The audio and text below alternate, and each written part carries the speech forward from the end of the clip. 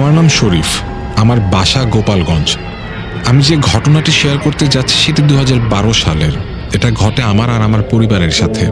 আমার দাদিরা ছিলেন 2 বোন, তাদের কোনো ভাই ছিল না। আমি ছোট থেকেই শুনে আসছি আমার দাদির বোনের কাছে একটা ভালো জিন থাকতো। মাঝে মাঝে দাদির বোন আমাদের বাড়িতে আসতো। আমি মাঝে মাঝে আমার দাদি আর দাদির বোনের সাথে গল্প করতাম আর তাদের কাছেই ঘুমাতাম। তারা দুইজনই আমাকে অনেক ভালোবাসতো। একদিন দেখি আমার দাদির বোন, তিনি অনেক রাতে কথা বলছেন, কথা শেষ করে আল্লাহর জিকির করছেন জায়নামাজে বসে। আমি দেখে একটু ভয় পেলাম। আমি ভাবলাম আমার দাদিকে জিজ্ঞেস করব। সকাল হতেই জানতে পারলাম ওনার কাছে ওনার সেই জিন এসেছিল। একটু বলে রাখি, দাদির বোন যেদিন আমাদের বাড়িতে এসেছিলেন সেদিন তার স্বামীর সাথে ঝগড়া করে এসেছিলেন, তাই রাতে তার জিন এসেছিল। সে বলল, তোর স্বামীকে শাস্তি দিছি, আজ ওর গরু 2টাকে মেরে ফেলেছি। আমি কখনোই জানতাম না আমার দাদির কাছেও একটা জিন আছে, মানে 2 বোনের কাছে 2টা জিন। তবে তারা অনেক ভালো উপকারী। তাদের 2জনকে মা বলে ডাকত 2 জিন। ঘটনা এখান থেকে শুরু। 2012 সালের নভেম্বর মাস। প্রচুর শীত পড়ে গ্রামে। আমার দাদি 5 ওয়াক্ত নামাজ পড়তেন। দাদির একটা পিতলের বদনা ছিল, সে অজু করতো এটার মাধ্যমে। 12 তারিখ সন্ধ্যায় দাদি যখন অজু করতে পানি নিয়ে বসেছেন, তখনই তিনি মাটিতে লুটিয়ে পড়ে চিৎকার করে ওঠেন। তার চিৎকার শুনে আমার মা দৌড়ে গিয়ে তাকে মাটি থেকে তোলে। আমার ছোট কাকাকে ডাক দিয়ে বলে, তখন তাকে ঘরে নিয়ে শুইয়ে দেয়া হয়। পরের দিন সকালে তিনি উঠে কথা বলতে পারছিলেন না। দাদির কাছে সকালে গেলাম, ডাক্তার এসে চিকিৎসা করলেন। ডক্টর বললেন, সমস্যা নেই, একটু রেস্ট নিলে ঠিক হয়ে যাবে। তার 3-4 ঘন্টা পর তিনি কথা বলতে পারেন। তবে সে কিছুই বলেনি কি ঘটেছিল তার সাথে। দাদির অসুস্থতার কথা শুনে আমার 2 ফুপু, তারা পরের দিন চলে আসেন। 2 দিন কিন্তু সে উঠতে পারেনি। তার পিঠে কালো কালো দাগ দেখতে পাই, অনেকগুলো দাগ। আমি সবাইকে রেখে দেখাই। সন্ধ্যায় এশার নামাজের পর আমার বড় ফুপু নামাজ শেষ করতেই তার কাছে দাদির সেই ভালো জিন আসে। ফুপু ছেলেদের মতো কথা বলতে থাকে। প্রথমে আমি ভাবতে থাকি এমন ভয়েসে কেন কথা বলছে। আমি তখন তার কথা রেকর্ড করি মোবাইলে। ফুপু বলছে, মানে সেই জিন বলছে, আমার মা আর বাঁচবে না। আমি বলি, কেন, কি হয়েছে, কে তুমি? আমাকে সে বলে, আমি পারভেজ, আমি তোর কাকা হই। আমি অনেক দূরে ছিলাম, আমার মাকে একটা খারাপ জিন মেরেছে। আমি বলি, তুমি কোথায় থাকো? সে বলে, আমি পাশের একটা বাগানে থাকি। মাঝে মাঝে আমার মা, মানে আমার দাদির কাছে আসে, কথা বলে। আমি বলি, কিভাবে হয়েছে এটা? সে বলে, আমি জানি না, তবে আমি এটার প্রতিশোধ নিব। আমার মায়ের কিছু সময় বাঁচবে। সে আরও বলেছে, তোর বাপ আমার বড় ভাই, তার মন ছটফট করছে, সেও কষ্টে আছে। পারভেজ আরও বলে, তোদের কখনো কোনো প্রয়োজন হলে আমাকে ডাক দিস, আমি এসে সাহায্য করব। আমার মাকে আর বাঁচাতে পারলাম না। এই বলে সে চলে যায়। ফুপু অজ্ঞান হয়ে যায়। আমি পানি ছিটাতেই ফুপু ঠিক হয়ে যায়, আগের মতো স্বাভাবিক কথা বলতে থাকে। আমাকে এর মধ্যে আমার মা ডাকে, বলে, তোর ছোট ভাই কেমন যেন করছে। আমি ছুটে যাই তার রুমে, দেখি কার সাথে ধস্তাধস্তি করছে ও। আম্মু আয়াতুল কুরসি পরে ফু দেয়, তখন সে একটু কেঁপে ওঠে। তখন আমার ভাই বলে ওঠে, আমি ওকে মারতে চাইনি, ও আমার চলার পথে বসে অজু করছে, তাই আমি ওকে তুলে আছাড় মারি।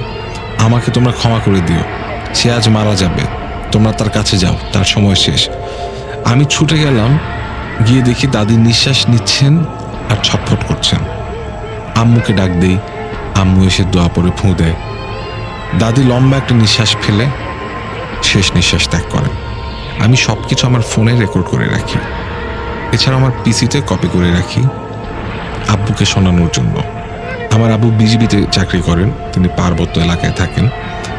সংবাদ দেয়া হয়, তার 3 দিন পর আব্বু বাড়ি আসেন। আমি তাকে শোনানোর জন্য পিসি অন করি, কিন্তু পিসি আর অন হয় না। পরে দেখি হার্ড ডিস্ক নষ্ট হয়ে গেছে।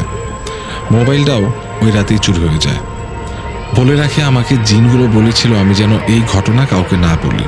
অনেকদিন হয়ে গেল নিজের ভেতরে রেখে দিয়েছি, আজ মনে হলো ভূত কথায় জানাই। সত্য ঘটনা, বিশ্বাস হওয়া না হওয়া আপনাদের কাছে। এই ছিল ঘটনা, ভুল ত্রুটি হলে ক্ষমা সুন্দর দৃষ্টিতে দেখবেন। আর হ্যাঁ, এখন সেই জিন আমার ছোট পুকুর কাছে থাকে। তার কোনো ছেলে নেই, তার কাছে প্রায়ই জিন আসে। আমার নাম মোহাম্মদ সাইফুল ইসলাম। আমি ঢাকার ধানমন্ডি 15 নম্বরে থাকি। আমি মাদ্রাসায় হাফিজিয়া শেষ করে কিতাব বিভাগে কাফিয়া পর্যন্ত পড়াশোনা করেছিলাম। এই ঘটনা আমার জীবনের এক ভয়ঙ্করতম ঘটনা। তাই আর কথা না বাড়িয়ে শুরু করলাম ঘটনাটি। 2017 সালের নভেম্বর মাসে আমি আর আমার বন্ধু জুয়েল বরিশালে যাই। আমার গ্রামের বাড়ি বরিশালের মেহেন্দিগঞ্জ থানায়। আমার বন্ধুর বাড়ি ঢাকায় হওয়ায় ও আমার সাথে ঘুরতে যায় আমার বাড়িতে যাবার পরদিন আমি আর জুয়েল আসরের নামাজ পড়ে ঘুরতে বের হই। ওকে নিয়ে আমি আলীগঞ্জ বাজারে যাই। যেতে যেতে আমাদের সন্ধ্যা হয়ে যায়। আমরা একেবারে এশার নামাজ পড়ে বাড়ি থেকে রওনা হই। কাশীপুরের পরেই আমার বাড়ি। আলীগঞ্জ থেকে কাশীপুর যাবার পথ দুইটা। যেই পথ দিয়ে আমি আলীগঞ্জ বাজারে আসি সেই পথ দিয়ে একটু বেশি সময় লাগে। যেহেতু অলরেডি 7টা বেজে গেছে, তাই জুয়েলকে বলি শর্টকাটে যাওয়ার আরেকটা পথ আছে, সেটা বেছে নিতে। এই পথটি বাগানের মাঝখান দিয়ে যেতে হবে। জুয়েল বলল সময় কম লাগবে, যেদিক দিয়ে গেলে ওই দিক দিয়েই চল। জুয়েল হাফেজ ছিল, তাই আমরা এই পথ দিয়ে চলা শুরু করি আর দুজন কথা বলতে থাকি। যতই হাঁটছি ঠিক ততই যেন পথ শেষ হচ্ছে না। এই পথ দিয়ে কাশীপুর যেতে সর্বোচ্চ 20 মিনিট লাগে। হঠাৎ করে জুয়েল বলল, কিরে অনেক সময় তো হলো, আর কতক্ষণ লাগবে? আমি বলি দেখ তো কয়টা বাজে। ও দেখে 8:30 বেজে গেছে। জুয়েল বলল, তুই আবার ভুল পথে আসছিস না তো? আমি বললাম, না পথ তো ঠিকই আছে, আমি পথে আগেও এসেছি। তাই আমরা সামনের দিকে এগিয়ে যাই। আমাদের সামনে একটা পুকুর পড়ে। আমরা দুজন লক্ষ্য করে দেখি একটা ছেলে হঠাৎ পুকুর থেকে নারকেল গাছে উঠে যাচ্ছে। এটা দেখে জুয়েল বলে উঠল, কে ওখানে? আমি বললাম, দোস্ত চোর মনে হয়। কিন্তু আমরা ফ্ল্যাশ লাইট ওই ছেলের দিকেই মেরে রেখেছি। যদি চোর হতো তাহলে তো ছেলেটি দৌড় দিত বা আড়াল হয়ে যেত। তা না করে ছেলেটি গাছেই উঠল। তা দেখে আমরা গাছের সামনে গিয়ে লাইট গাছের ওপরে মারি, কিন্তু ছেলেটিকে আর দেখতে পেলাম না। ছেলেটির বয়স 10-12 বছর হবে। এই দেখে আমরা দুজনে প্রচন্ড ভয় পাই আর আয়াতুল কুরসি পড়তে থাকি। এবার সামনের দিকে এগোতে থাকি। আমি জানি সামনে আমাদের বাম পাশে একটা শ্মশান ঘাট পড়বে। ঠিক তাই, সামনে শ্মশান ঘাট পড়লো। আমরা শ্মশান ঘাট পার হতে না হতেই দেখি সামনের থেকে 4 জন ব্যক্তি একটা লাশ নিয়ে আসছে। এটা দেখে আমরা একটু দাঁড়িয়ে যাই। আমাদের ডান পাশ দিয়ে 4 জন ব্যক্তি এসে বাম পাশে শ্মশান ঘাটের দিকে যাচ্ছে। হঠাৎ জুয়েল বলে আমাকে, দোস্ত আমরা একটু দাঁড়াই এখানে আর দেখি 4 জন লোক কি করে। আমি বলি দরকার নেই, কারণ তাদের একজনের কাছেও কোনো লাইট নাই বা কোনো আলো নাই। কিন্তু এই কথাটি আমি ওকে আস্তে আস্তে বলি। তাদের মধ্যে থেকে একজন বলে উঠল, ভাই আপনারা 2 জন দাঁড়ান এখানে, কোনো ভয় পেয়েন না। এই কথা বলে লোকগুলো শ্মশান ঘাটে চলে যায়। আমরা 2 জন দাঁড়িয়ে থাকি। আমরা দেখি 4 জন লোক শ্মশান ঘাটে গিয়ে আমাদের দিকে তাকিয়ে আছে। কিছুক্ষণ পরে দেখতে পেলাম লাশটাকে আগুন দিয়ে জ্বালিয়ে দিল, কিন্তু হঠাৎ লোকগুলোকে আমরা দেখছি না। এরপর দেখি লাশটা আগুনের মধ্যে বসে আমাদের দিকে তাকিয়ে আছে। তার 2 চোখ থেকে রক্ত বের হচ্ছে। সব থেকে আশ্চর্যের বিষয় হলো লাশটা দেখি ওই ছেলেটাই, যে ছেলেকে দেখেছিলাম পুকুর থেকে গাছে উঠে যেতে। এটা দেখে আমরা দৌড় দিতে পারছিলাম না, কারণ আমাদের শরীর ভার হয়ে গেছে। আমরা কোনো শক্তিও পাচ্ছি না। আমার কোনো সূরাও মনে পড়ছিল না। হঠাৎ সূরা জিন মনে পড়ে। আমি খুব চিৎকার দিয়ে পড়া শুরু করি।